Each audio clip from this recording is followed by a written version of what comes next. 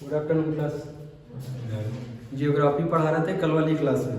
कल वाली क्लास में ग्रीन हाउस इफेक्ट तक बताया था, ठीक है। फिर से देख लो।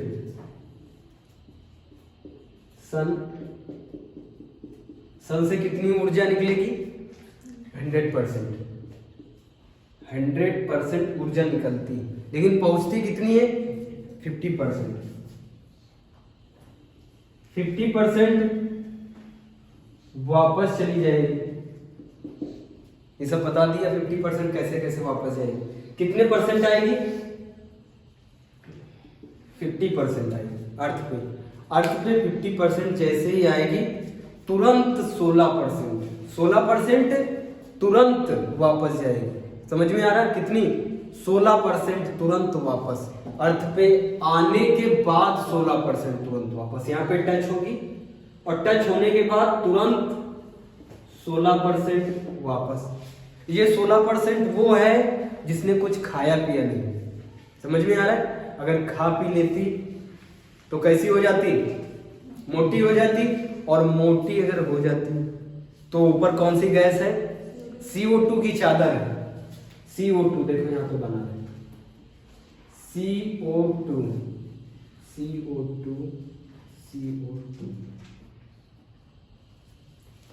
ये वायुमंडल में CO2 की चादर है। मीथेन भी है, वाटर वेपर भी है, नाइट्रोजन भी है, हीलियम भी है, लेकिन किसी की चादर नहीं बनी है, ब्लैंकेट नहीं बना है। समझ में आ रहा है? ब्लैंकेट किसका बना है? CO2 का ब्लैंकेट बना है। इस ब्लैंकेट में जाने की रास्ता तुमको कहां से दिख रही है? देखो, CO2 में कहां से जाने की रास्ता दिख रही है? O में छेद है। लग रहा नहीं लग रहा? O में छेद है, यहां से जाने की रास्ता है। तो यहां से जाने की रास्ता है, लेकिन इसका भी तो कुछ साइज है O का। इसका साइज इतना है कि बिना खाए पिए जो किरण है वो निकल जाएगी, जो बिना खाए पिए। समझ में आ रहा है? ये जो 16% ने कुछ खाया पिया भी नहीं, सूंघा भी नहीं कुछ। कहते हैं सूंघने से घी सूंघ लो 1 हफ्ते 2 हफ्ते तो इंसान मोटा हो जाता है। इसने कुछ सूंघा भी नहीं, तो 16% बताओ एज इट इज निकल जाएगी नहीं निकल जाएगी? निकल गई। अब 50% में कितनी बची? 34%। बची नहीं बची? 34%। इस 34% ने खा पी लिया, खूब खा पी लिया। अब ये कैसी हो गई? मोटी किरण। मोटी किरण को इंग्लिश में क्या कहेंगे? जियोग्राफी में लॉन्ग वेव। लॉन्ग। अरे भाई, जो मोटी हो गई किरण, जो मोटी, वो क्या इस O से निकल पाएगी? नहीं निकल पाएगी। इसका मतलब वो फिर से वापस आएगी। समझ में आ रहा? जाएगी वापस, निकलने के लिए जाती, लेकिन ब्लैंकेट में फंस जाती। ब्लैंकेट किसका? CO2 का ब्लैंकेट। उसमें ये लॉन्ग वेव, ध्यान से देख लो, लॉन्ग वेव। लॉन्ग वेव का मतलब मोटी वेव है। ऐसे करके मोटी वेव है। ये वेव क्या निकल पाएगी CO2 से? नहीं निकल पाएगी। और वेव में एनर्जी है कि नहीं? एनर्जी सन से लेके आई थी, नहीं लेके आई थी? एनर्जी का मतलब ऊर्जा, और ऊर्जा का मतलब हीट। हीट का मतलब गर्मी। समझ में आ रहा है? तो बताओ, इस लॉन्ग वेव में, इस 34% लॉन्ग वेव में क्या है? गर्मी है नहीं? तो बताओ, गर्मी वाली चीज जब ऊपर टकरा के नीचे आएगी तो गर्मी इमिट करेगी नहीं करेगी? हीट इमिट करेगी। यही हीट शाम के टाइम से लेकर शाम से रात तक कौन सी हमको एनर्जी मिलती? हीट मिलती। ये 34% लॉन्ग वेव की। समझ में आ रहा है? अब हमको सन की एनर्जी कहां मिल रही? सन तो कहीं और है। सन की तो किरणें नहीं रात में मिलती, लेकिन रात में क्या बर्फ का गोला हो जाता है? नहीं होता। उस टाइम पे भी हल्की फुल्की गर्म रहती नहीं रहती? वो हल्की फुल्की गर्मी किससे? 34% से रहती। गर्मियों में सुबह के टाइम, दोपहर के टाइम पे ज्यादा गर्म होती नहीं होती? बहुत ज्यादा गर्म लगती। लेकिन शाम के टाइम थोड़ी राहत मिलती नहीं मिलती? रात के समय और ज्यादा राहत मिलती। लेकिन ऐसा होता कि रात के समय रजाई ओढ़नी पड़े, गर्मियों के समय नहीं ओढ़नी पड़ती। किस लिए? इस 34% की वजह से। अगर ये 34% भी कुछ ना खाती, कुछ ना खाती तो ये भी फटाक से निकल जाती, लेकिन भगवान ने कहा तुम अगर नीचे जाओगी तो तुमको खाना ही खाना पड़ेगा। जैसे ही खाया वैसे हो गई क्या, मोटी हो गई। और मोटी वो CO2 की चादर से बाहर नहीं निकल पाएगी, और CO2 की चादर में जैसे ही लड़ेगी उसके बाद फटाक से वापस होगी। फटाक से जब वापस होगी तो एनर्जी इमिट करेगी, वही एनर्जी हम लोगों को महसूस होती है। क्लियर है नहीं क्लियर है? वो जो एनर्जी महसूस होती है, हीट जो महसूस होती है, उसी को क्या कहते हैं? ग्रीन हाउस इफेक्ट, हरा ग्रह प्रभाव। समझ में आया? क्लियर है इतना? अब देखना global warming, green house effect की कौन सी महत्वपूर्ण गैस? CO2। समझ में आ रहा है? ध्यान से सुनो, ये जो 34% है, 34% क्या है? Long wave. लॉन्ग वेव के पास क्या है? हीट है। समझ में आ रहा है? हीट वाला सिंबल समझ में आ रहा है? इसके पास क्या है? हीट है, और इसको निकलना है लेकिन निकल नहीं पा रहे, तो इसको क्या करना पड़ेगा? या तो ये पतली होके आए, और या फिर ये अपना चेहरा ही बदल के आए। चेहरा बदल के मतलब ये दिखे ही ना, किसको? CO2 को ना दिखे, मतलब रूपांतरित हो जाए तो निकल जाएगी। समझ में आ रहा है? रूपांतरित हो जाए या छिप के निकले। समझ में आ रहा है? छिप के निकल जाए तो छिप के कैसे निकलेगी? एक तो संवहन से निकलेगी। कितने परसेंट? 10%। 10% कन्वेंशन के साथ। कन्वेंशन समझते हो? जो हवाएं ऊर्ध्वाधर ऊपर को उठती हैं, जो हवाएं ऊपर को ऊर्ध्वाधर उठती हैं, जो गैसें ऊपर को ऊर्ध्वाधर उठती हैं, उन्हीं गैसों के ही साथ मिल जाती। कौन? लॉन्ग वेव मिल जाती है, और चुपचाप यहां CO2 से बाहर निकल जाएगी। कितनी? 10%। 16% अभी, कितने परसेंट? 24%। 24% अभी बाकी है। 24% कैसे जाएगी? संघनन की प्रक्रिया से। संघनन मतलब वो गैस जो पानी लेकर जा रही है, वो गैस जो पानी लेकर जा रही है उसके साथ ही कौन छिपके निकल जाएगा? यही लॉन्ग वेव निकल जाएगी। समझ में आया? भगवान ने कहा था इसे कि 4 बजे प्रातः तुम ऐसे निकल जाना। किसके साथ? एक पहला संवहन के साथ निकल जाना, दूसरा 24% संघनन के साथ निकल जाना। कितने बजे? प्रातः 4 बजे कहा था। किसने कहा था? भगवान ने। लेकिन इंसान ने इसका उल्टा कर दिया। देखो कैसे इंसान ने क्या किया? इंसान ने डिफॉरेस्टेशन। डिफॉरेस्टेशन को क्या कहते हैं? समझ में आता है? डिफॉरेस्टेशन फॉरेस्ट को काटना, लकड़ी को जलाना, पेट्रोल का दोहन करना। समझ में आ रहा है? पेट्रोल को जलाना, जितनी भी चीजें जलाओगे, अर्धजली चीजों से निकलता है कार्बन मोनोऑक्साइड। क्या निकलता है? Carbon monoxide. और बहुत सारी चीजों से कार्बन मोनोऑक्साइड का भी तो फार्मूला क्या है? CO है यही, और बस इसमें एक O ही तो बाकी। एक O और मिला दोगे तो क्या बन जाएगा? CO2 बन जाएगा। समझ में आ रहा है? अगर CO2 की चादर बहुत ज्यादा मोटी कर दी जाए, मोटी कैसे होगी? CO2 ज्यादा एमिट किया जाए, जितनी भी चीजें दोहन होती हैं, जलती हैं, ज्यादा से ज्यादा, उनसे क्या ज्यादा से ज्यादा निकलता है? Carbon dioxide. क्योंकि पूरी दुनिया तो कार्बन से बनी है और ऑक्सीजन तो प्रेजेंट ही है। समझ में आ रहा है? जैसे ही कार्बन निकला वैसे ही ऑक्सीजन को साथ में ले लेगा, डबल ऑक्सीजन को, तो क्या हो जाएगा? कार्बन डाइऑक्साइड हो गया, नहीं हो गया? कार्बन डाइऑक्साइड की ये चादर अगर मोटी हो गई, मोटी कैसे होगी? मानव की प्रक्रिया के द्वारा, मानव के हस्तक्षेप के द्वारा क्या हो जाएगी? कार्बन डाइऑक्साइड की चादर मोटी हो जाएगी। समझ में आया? फिर जब ये मोटी हो गई तब ये जो 10% और 24%, 10% कैसे? संवहन से, और 24% संघनन से जो निकल जाती थी 34%, वो अब नहीं निकल पाएगी। कितनी देर तक? आधी से 1 घंटा और लेगा। आधी से 1 घंटे में जब ये जाएगा, नहीं निकल पाएगी कौन? Long wave. तो ये फिर से वापस आएगी, नहीं आएगी? धरती पे फिर से वापस आएगी। तो तो बताओ धरती का तापमान फिर से 4 बजे के बाद भी बढ़ा दिया नहीं बढ़ा दिया?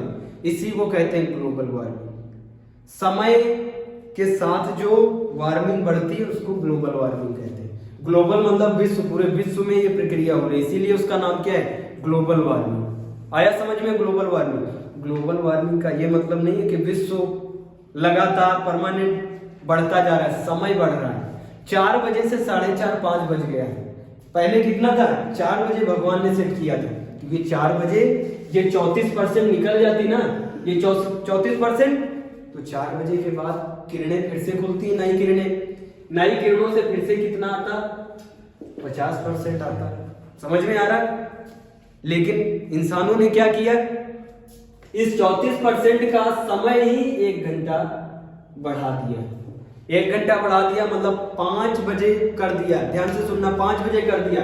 4 बजे 4:01 पे 4:01 पे फिर से नई किरणें आ गई। नई किरण का मतलब ऊर्जा आई है, हीट आई है, फिर से नई आ गई, और जिनको वापस जाना था वो तो अभी गए ही नहीं। समझ में आ रहा? वो ऑलरेडी एमिट कर रही है यहाँ पे। तो बताओ पूरा विश्व में तापन बढ़ेगा नहीं बढ़ेगा? इसीलिए इसको क्या कहते हैं? वैश्विक तापन, या इंग्लिश में ग्लोबल वार्मिंग। समझ में आया ग्लोबल वार्मिंग? समय का अंतराल है, 4 से कितना कर दिया मानव ने? 5 बजा दिए। 4:01 पे किरणें फिर से नई वापस आ जाती है। समझ में आ रहा है? कितनी आ रही? 50% आ गई, और ये ऑलरेडी 34% है। 34-50 मिलके बढ़ गया तापमान, नहीं बढ़ गया? बढ़ा नहीं बढ़ा? भाई 34 पहले से प्रेजेंट है, 50 नई फिर से आ गई, कितना हो गया? 84 हो गया। हो गया नहीं होगा? अब ये 34% तुरंत निकल जाएंगी। जैसे ये नई वाली आई तुरंत ही कितनी देर में? आधी घंटे, पौन घंटे में ये 34% कहां चली जाएंगी? फिर से सन के पास। आया समझ में? इसी को क्या कहते हैं? Global warming. बताओ ग्लोबल वार्मिंग हार्मफुल है नहीं? अरे ग्लोबल वार्मिंग बिल्कुल है हार्मफुल। भगवान ने कहा था 4 बजे, तो 4 बजे इनको निकल जाना था, लेकिन 4 बजे से ज्यादा हो रहा नहीं हो रहा है। इसका मतलब पूरे विश्व का तापमान बढ़ रहा है। जब पूरे विश्व का तापमान बढ़ेगा तो विश्व में ही तो हिमालय पर्वत भी आता है। सारे माउंटेन भी, हिमालय जितने भी हिमालय हैं दुनिया के, वो सब विश्व में ही तो हैं कि विश्व के बाहर है। अब जब विश्व का तापमान बढ़ेगा तो उसके ऊपर जो बर्फ की टोपियां हैं, हिमालय के ऊपर जो बर्फ की टोपियां पिघलेंगी तो क्या होगा? उधर से पिघल के क्या आएगा? भारी मात्रा में पानी आएगा, भारी मात्रा में पानी आएगा। और इसीलिए बिहार में पता नहीं चलता है कि कब बाढ़ आ गई। किसकी वजह से? वैश्विक तापन की वजह से। इसीलिए वैश्विक तापन पे ज्यादा क्या लिए जा रहे हैं? स्टेप लिए जा रहे हैं, ना कि ग्रीन हाउस इफेक्ट पे। ग्रीन हाउस इफेक्ट तो अच्छा है, लेकिन इसी इफेक्ट को बढ़ा देना ही क्या हो जाता है? इसी इफेक्ट को इंक्रीज कर दिया जाता तो क्या होता है? Global warming. दोनों समझ में आ रहे हैं? अरे भैया ग्रीन हाउस इफेक्ट तो अच्छा है।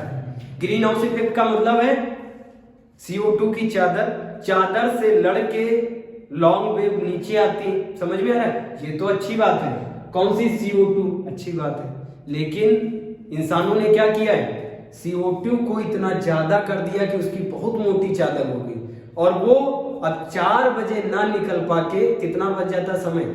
4:30 5 हो जाता है। तब तक नई किरणें फिर से आ जाती, विश्व का तापमान बढ़ जाता। विश्व में होते हैं हिमालय पे बड़ी जमी है बर्फ, और बर्फ पिघलती है। जब बर्फ पिघलती है ना, तो ये जो रेनफॉल होता है इससे उतनी बाढ़ नहीं आती जितनी तगड़ी बाढ़ उससे आती।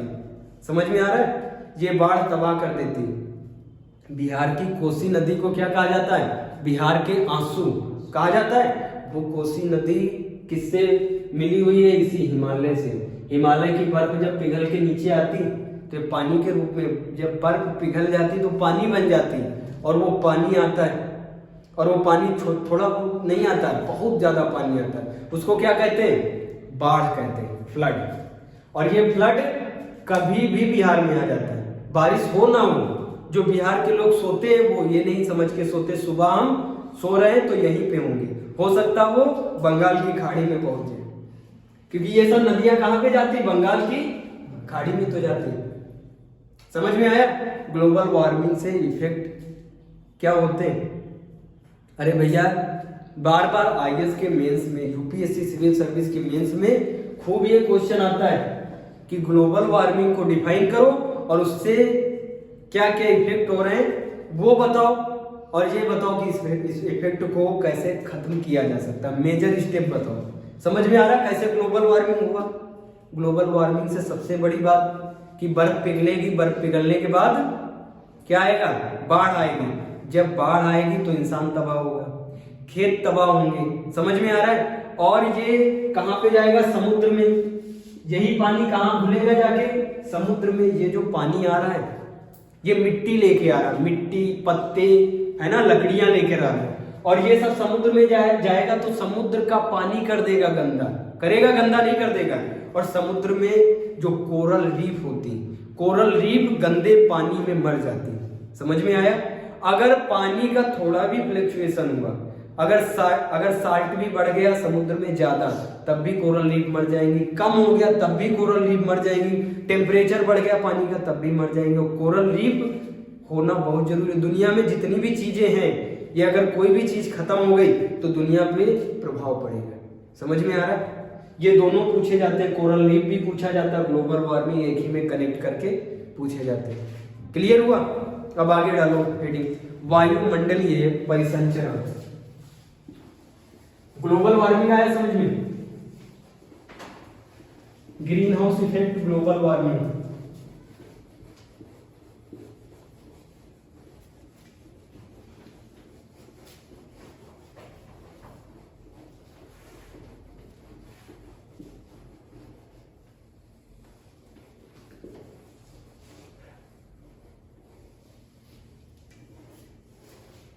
वायुमंडलीय परिसंचरण डालो हेडिंग, लिखो तापमान के बढ़ने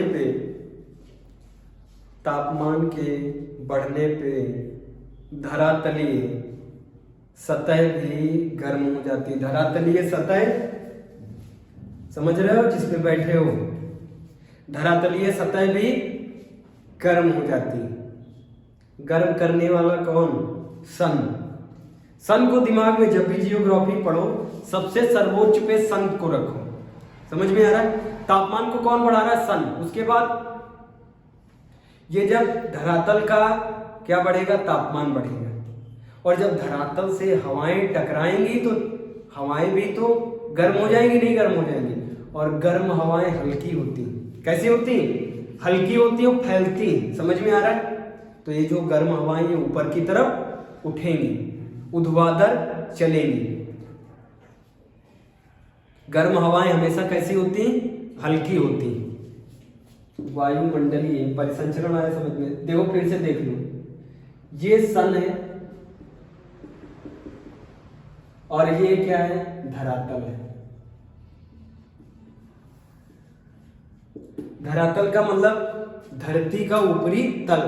समझ में आया? Surface of earth.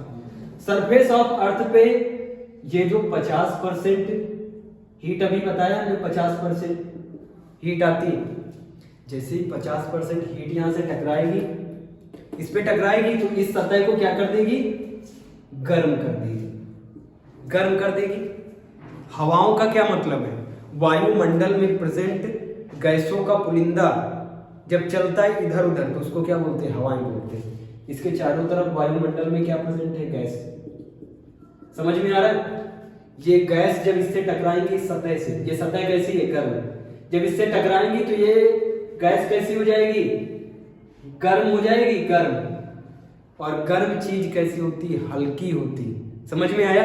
जब ये हल्की हो जाएगी तो ग्रेविटेशनल फोर्स क्या करेगा? इसको छोड़ देगा। छोड़ेगा तो ये ऊपर की तरफ उठना शुरू हो जाएगी। समझ में आया? यही वो गैस है जो चलने लगेंगी। कैसे? ऊर्ध्वाधर। इंग्लिश में क्या कहते हैं? कन्वेंशन। ऊपर को चलने लगेंगे। समझ में आ रहा है? अगर इन्हीं गैसों में पानी हो, इसी गैस में पानी हो तो क्या कहेंगे? ह्यूमिडिटी।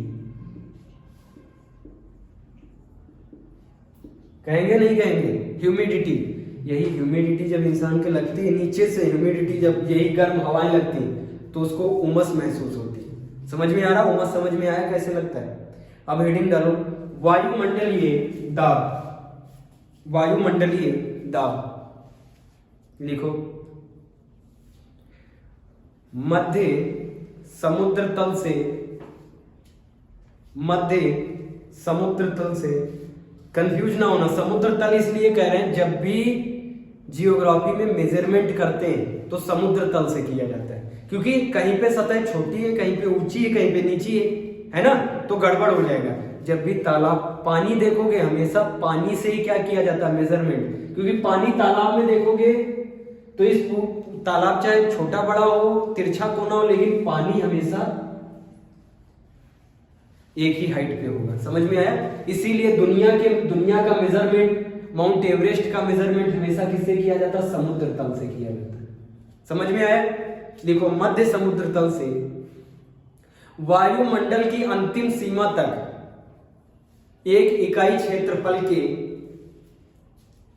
वायु स्तंभ के भार को, वायु स्तंभ के भार को वायुमंडलीय दाब कहते हैं।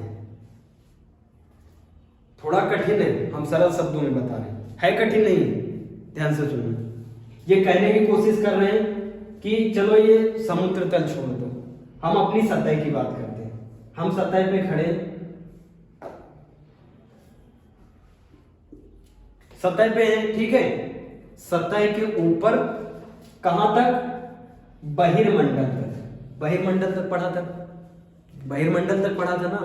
अंतिम सीमा बोल रहा, अंतिम सीमा बहिर्मंडल, लास्ट में अंतिम सीमा तक जितनी भी गैसें हैं, लास्ट में कौन सी मिलती? सबसे हल्की वाली, हीलियम वगैरह मिलती। समझ में आ रहा है? ये हमारे पैर से लेकर, यहां स्थल से, सरफेस से लेकर बहिर्मंडल तक जितनी भी गैसें हैं, जितनी भी क्या है गैस है, उन सब का जो दाब लग रहा है पे, ये देखो दाब लगता है, ये जो दाब लग रहा है इसी को क्या बोलते हैं? वायुमंडलीय दाब बोलते हैं। समझ में आया?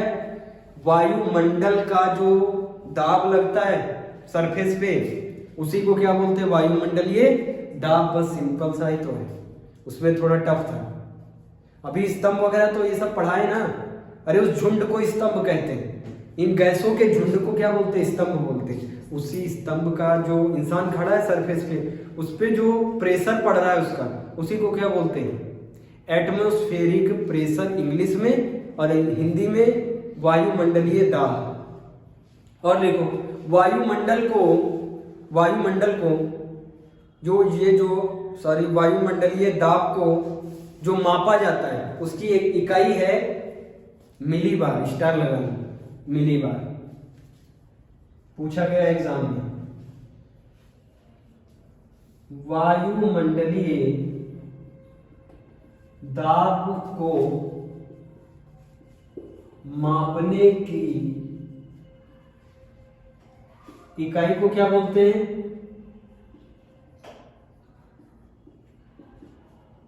मिलीबार। याद रहेगा? क्या बोलते हैं? मिलीबार।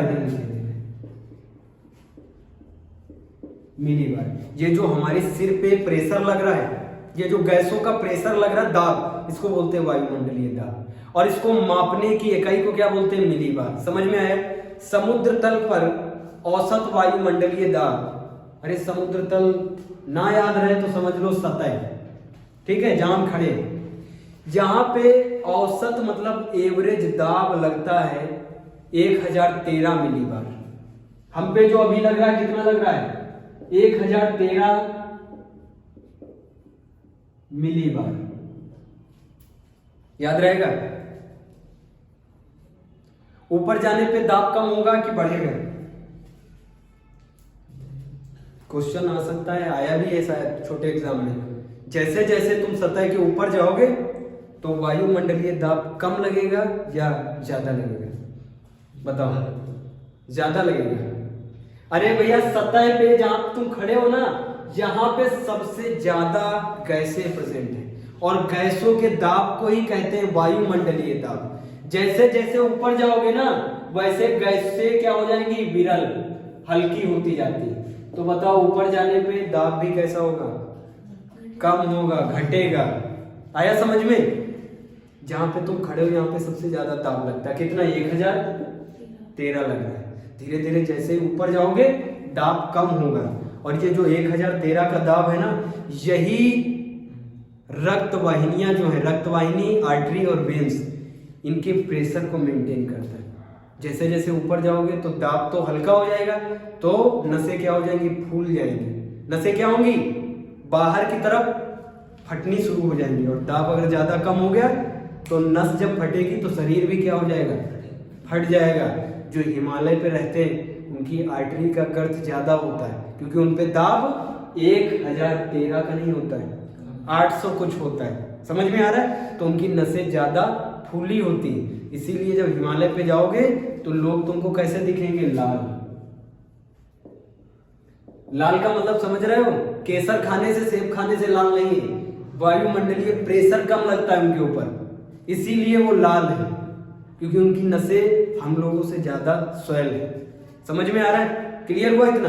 फिर डालो हेडिंग, वायु दाब क्षेत्र। वायु दाब क्षेत्र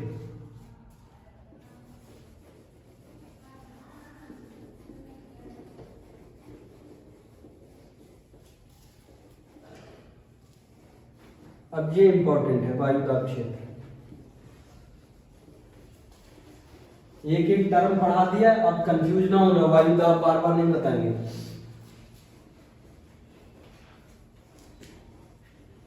वायु दाब समझ गए? वायु दाब समझ गए? जो वायु हमको दाब रही है उसको कहते हैं वायु दाब। अब तो क्लियर रहेगा? जितनी भी वायु सिर के ऊपर हमको दाब रही है उसी को क्या बोलते हैं? वायु दाब बोलते हैं। सिंपल उसी में तो है, हिंदी शब्द में वायु दाब। वायु का दाबना इज नोन एज वायु दाब। समझ में आया? क्लियर है? अब कहने का मतलब है जितना वो दाब रही है वायु, वो कितना दाब रही है इस इकाई को कहते हैं मिली बार। और वो जितना दाब रही है औसत 1013 दाब रही है। कौन? वायु हम लोगों को नीचे की तरफ दाब रही है। कितना? 1013 मिली बार। अब क्लियर हुआ? अब हम पढ़ने क्या जा रहे हैं? वायु दाब क्षेत्र। अलग अलग जगह पे वायु दाब क्षेत्र अलग अलग होते हैं। ये अर्थ है,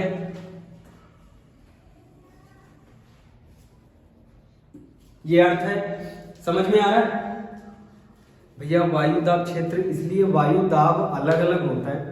ये जरूरी नहीं है कि हम जहां पे खड़े हैं कनाडा वाले को भी उतना ही वायु दाब रही है जितना हमको दाब रही है, अमेरिका वाले को उतना ही दाब रही है जितना हमको दाब रही है। सबको अलग अलग वायु दाब रही है। समझ में आ रहा है? अब देखो वो किसके अकॉर्डिंग? सन के अकॉर्डिंग। अगर तापमान ज्यादा होगा तो वायु दाब कम होगा।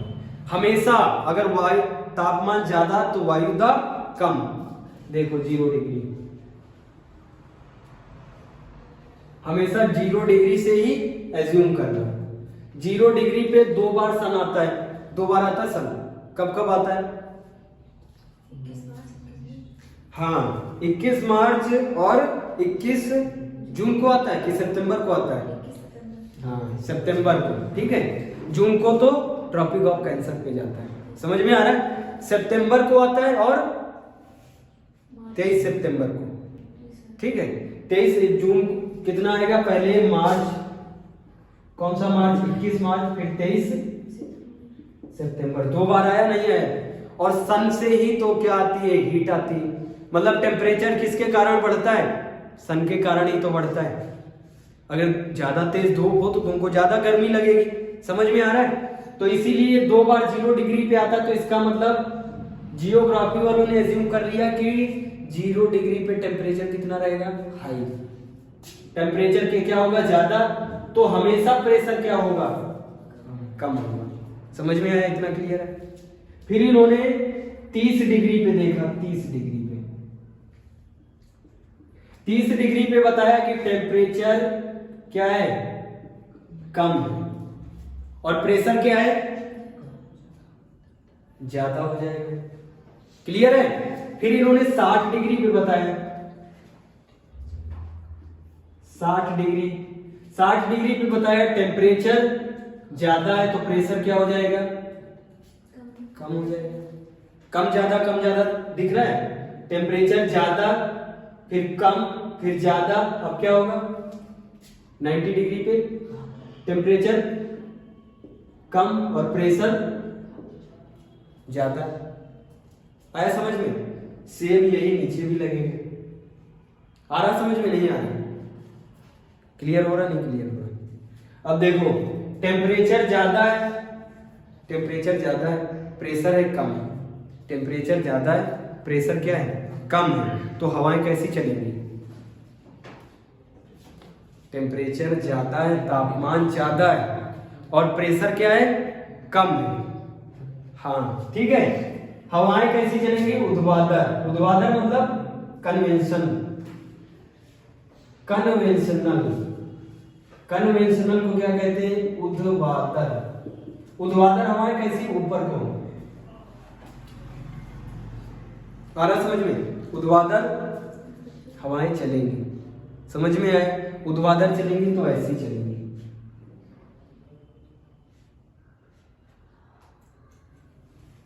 ऐसी चलेंगी नहीं चलेंगी? ध्यान से सुनना, 0 डिग्री पे हवाएं नहीं चलती। 0 डिग्री पे हवाएं ऊपर नहीं उठती हैं। उठती कहां से हैं? 1 से 5 डिग्री के बीच में नॉर्थ और 1 से 5 डिग्री के बीच में साउथ में, यहां से हवाएं उठती। समझ में आ रहा है? सेम यही नीचे लगाओगे तो 30 डिग्री पे क्या होगा? टेम्परेचर, टेम्परेचर यहां ज्यादा है तो यहां क्या हो जाएगा? कम, प्रेशर ज्यादा। 60 डिग्री पे टेम्परेचर ज्यादा, प्रेशर कम। और 90 डिग्री पे टेम्परेचर कम, प्रेशर ज्यादा। ये पूरा समझ में आ रहा है? परिसंचरण आ रहा? समझ में नहीं आ रहा? हेडिंग डालो। वायुदाब क्षेत्र, वायुदाब पेटियां, वायुदाब क्षेत्र, कुछ भी डाल सकते हो। टेम्परेचर ज्यादा होने पे प्रेशर कम होता है। टेम्परेचर ज्यादा होने पे प्रेशर कैसा होगा? कम होगा। डाला। तब हवाएं ऊपर की तरफ, ऊपर की तरफ मतलब ऊर्ध्वाधर मतलब कन्वेंशनल चलती, ऊपर की तरफ उठेंगी। कब ऊपर की तरफ उठेंगी हवाएं? जब टेम्परेचर ज्यादा होगा, प्रेशर कम होगा। समझ में आया? कोई दिक्कत? अभी हमने बताया था कि जब टेम्परेचर ज्यादा होगा तो हवाएं हल्की हो जाएंगी, नहीं हो जाएंगी? जब हवाएं हल्की हो जाएंगी तो ऑब्वियस सी बात है कैसे उठेंगी? ऊपर की तरफ उठेंगी। ये हवाएं देखो दिख रही है ऊपर की तरफ उठते हुए। और लिखो,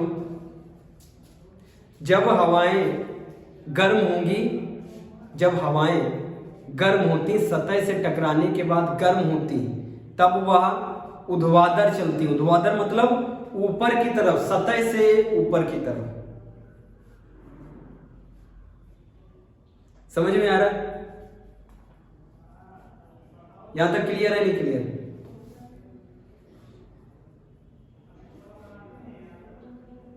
अब देखो, ये जब ऊपर उठेगी, ऐसे ऊपर उठेगी, जहां तक ऊपर आएगी, ऊपर उठ गई। समझ में आ रहा? दिख रहा नहीं दिख रहा? ये ऊपर उठी, उसके बाद ये नीचे भी गिरेंगी। कहां पे गिरेंगी? जाके 30 डिग्री पे।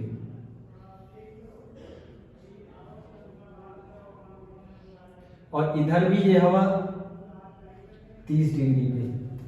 ध्यान से सुनना, देखो 30 डिग्री पे ये हवा गिर रही है। ये जिसके सिर पे गिरेगी तो वो क्या कहेगा? हमारे ऊपर भार बढ़ गया, कहेगा दाब बढ़ गया। तो देखो यहां भी तो दाब बढ़ गया, प्रेशर बढ़ा नहीं बढ़ा? आया समझ में? ये जो जीरो डिग्री से हवाएं नहीं उठी, 0 डिग्री के बाद 1 डिग्री से 5 डिग्री तक, और यहां भी 1 डिग्री से 5 डिग्री नॉर्थ, 1 डिग्री से 5 डिग्री साउथ, यहां से हवाएं ऊपर की तरफ उठी और कहां पे जाके गिरी? 30 डिग्री पे गिरी। जब 30 डिग्री पे जिस इंसान की सिर पे गिरेगी हवाएं, वो क्या कहेगा? कि हवाओं का बोझ बढ़ गया है। हवाओं का बोझ बढ़ना, ये तो हो गई मतलब देसी भाषा। और जब जियोग्राफी वाले कहते हैं तो क्या कहते हैं? प्रेशर बढ़ गया। देखो यहाँ पे यदि हवाएं गिर रही तो देखो प्रेशर बढ़ा नहीं बढ़ा, और जब प्रेशर बढ़ेगा तो तापमान घट गया। आया समझ में? और जैसे ही ये नीचे गिरेंगी वैसे ही ये दो तरफ भागेंगी, भागेंगी नहीं भागेंगी, एक तो इस तरफ और एक इस तरफ। आया समझ में?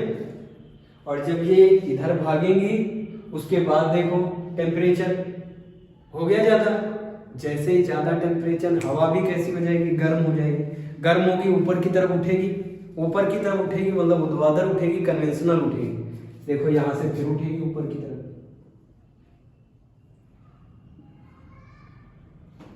ये 60 डिग्री एग्जैक्ट से नहीं उठेगी, 61 से लेकर 65 तक। और समझ में आ रहा? इसके बीच में यहां से हवा उठती है, एग्जैक्ट 60 से नहीं उठेगी। समझ में आ रहा? यहां से फिर से उठी, उठी नहीं उठी, देखो दिख रहा है। उसके बाद फिर ये उठती जाएंगी हमेशा ऊपर की तरफ। भैया जैसे ही ऊपर की तरफ जाएंगी तापमान घटेगा नहीं घटेगा, और जब तापमान घटेगा तो क्या होगा, ये हवाएं गर्म थी तो हल्की थी, अब ठंडी हो गई तो कैसी हो जाएंगी, वजन हो जाएंगे, और वजन हवा फिर से गिरेगी, और कहां पे गिरेगी जाके 90 डिग्री पे। फिर ऐसे परिसंचरण करेंगे और ये इधर घूम के गिर जाएगी। पूरा आ रहा समझ में कैसे हवाएं चल रही? ये पूरा समझ में आ रहा नहीं आ रहा? देखो कहां से उठी, 0 डिग्री के आगे से 1 डिग्री से 2 डिग्री से हवाएं उठी, समझ में आया? उठ के जैसे ही ऊपर गई थोड़ी दूर जाती रही, क्या हुआ, जैसे क्षोभ मंडल में ऊपर जाओगे तापमान घटेगा नहीं घटेगा, और ये पूरी बात क्षोभ मंडल की ही हो गई। समझ में आ रहा? जैसे ये ऊपर जाने लगी तापमान घटा, घटने के कारण क्या हो गई, वजन हो गई। कौन, हवाएं वजन हो गई। जब वजन हो गई तो भैया फिर ग्रेविटेशनल फोर्स इनको खींचेगा नीचे। कहां पे खींचा इनको, 30 डिग्री पे खींचा। ये जब 30 डिग्री पे आके गिरेंगी तो बताओ प्रेशर ज्यादा हो जाएगा नहीं ज्यादा हो जाएगा, और तापमान कैसा कम हो गया। उसके बाद गिरने के बाद ये दोनों तरफ फैल जाएंगी, दोनों तरफ मतलब इधर को भी जाएंगी और इधर को भी जाएंगी। समझ में आया? जो इधर को आएगी वो फिर से ऐसे ही उठेगी। समझ में आ रहा? अभी बताएंगे हेडली की साइकिल। समझ में आ रहा? हेडली की साइकिल में पूरा समझ में आएगा। ये वाली हवाएं ऊपर से नीचे की तरफ गिरी और दो भागों में क्या हुई, परिसंचरण। परिसंचरण का मतलब क्षैतिज रूप में इधर उधर चलना। देखो एक इधर और एक उधर, दो तरफ चली और ये कहां पहुंच गई, फिर से हाई टेम्परेचर पे पहुंच गई। हाई टेम्परेचर पहुंची, हल्की हो गई, फिर उड़ गई ऊपर को। समझ में आ रहा है? फिर ऊपर को उठेंगी, फिर गिरेंगी, फिर ऊपर। ऐसे ही हवा ऊपर नीचे चल रही है। और यहाँ पे जो चल रही है, यहाँ पे यहीं पे कोई खड़ा है और उसके मुंह पे थप्पड़ जैसी लग रही है। कैसे है ये, हॉरिजॉन्टल है, इसीलिए इसको क्या कहेंगे, पवन कहेंगे। आया समझ में? हवा को ही क्या कहते हैं, जब क्षैतिज चलती पवन कहते हैं। देखो क्षैतिज चल रही, ये ऊर्ध्वाधर चल रही, ये उमस बनाएगी और ये राहत देगी। जब ऐसे हवाएं लगती हैं तो बड़ा अच्छा फील आता है। आ रहा समझ में? तो लगता है कि हाँ अब गर्मी से राहत मिल रही है। समझ में आ रहा है? पवन से राहत मिलती है, और जो संवहन होती है, ऊर्ध्वाधर चलती है, उससे उमस पैदा होती है।